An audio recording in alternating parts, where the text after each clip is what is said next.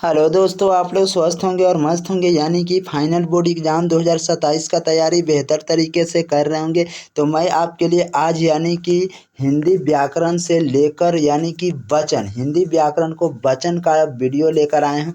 तो अगर आप लोग जो विद्यार्थी जी मेरे वाट्सएप ग्रुप में नहीं ज्वाइन हुए हैं तो वे कृपया मेरे वाट्सएप नंबर लिखिएगा। मेरा वाट्सएप नंबर है 6379208294। ये मेरे वाट्सएप नंबर है। अगर इस पर हाई कर भेज दीजिएगा तो आपको वाट्सएप ग्रुप में जोड़ दिया जाएगा। तो देखिए, सबसे पहले क्लास से एक मोटिवेशन देता हूँ। मोटिवेशन आज का क्या है कि मेहनत का पसीना कल की खुशियों बीज है। यानी कि अगर मेहनत करिएगा तो कल खुशियों के बीज है, और आज आप जो संघर्ष कर रहे हैं वही कल आपकी सफलता की कहानी बनेगा। तो देखिए, अगर आप मेहनत कर रहे हैं तो यह खुशियाँ के यानी कि बीज तैयार हो रहा है, और आज आप जो संघर्ष कर रहे हैं वही कल आप लोग को यानी कि सफलता बनेगा। तो चलिए, यही मोटिवेशन था। तो चलिए अब चलते हैं यानी कि क्लास पर। तो क्लास आज आपके लिए लेकर आए हूँ वचन। तो वचन है क्या, देखिएगा। वचन आप लोग से पूछा जाए तो देखिए, वचन यानी कि वचन का शाब्दिक अर्थ संख्या होता है। यानी कि वचन का शाब्दिक अर्थ यानी कि क्या होता है, तो संख्या होता है। तो संस्कृत व्याकरण में वचन 3 प्रकार के होते हैं। कितने प्रकार के होते हैं, तो संस्कृत व्याकरण में यानी कि वचन 3 प्रकार के होते हैं। प्रथम पहला एक वचन, दूसरा द्वितीय वचन, तीसरा तृतीय वचन यानी कि बहुवचन। पहला हो जाएगा एक वचन, दूसरा हो जाएगा द्वितीय वचन, तीसरा हो गया बहुवचन। तब आप लोग बताइएगा कि एक वचन किसे कहते हैं। तो देखिए, एक वचन क्या कह रहा है, देखिएगा, समझिएगा।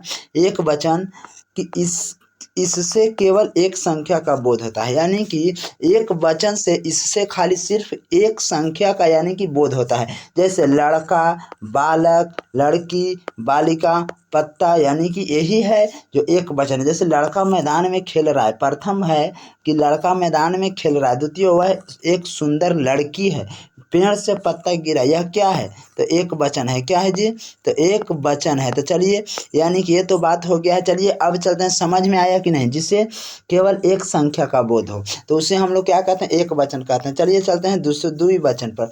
द्विवचन क्या कह रहा है, देखिएगा। द्विवचन कि इससे केवल 2 संख्या का बोध होता है। इससे केवल 2 संख्या का बोध होता है।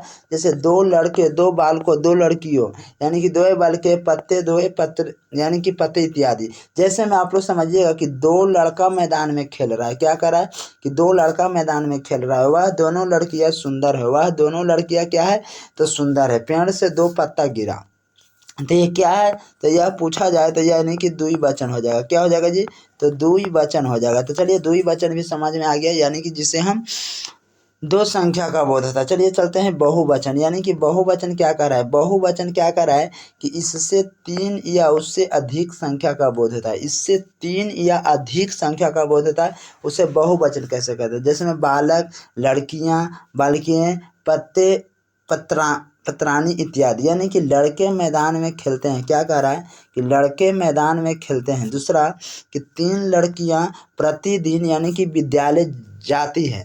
तो 3 लड़कियां प्रतिदिन जाती है, यानी कि अधिक हो रहा है, 2 से अधिक का बोध हो रहा है, तो क्या कहेंगे, तो बहुवचन कहते हैं। पेड़ से पत्ते गिरते हैं, यानी कि अधिक कोई गिनती नहीं है, तो उसे हम लोग क्या कहते हैं, बहुवचन कहते हैं।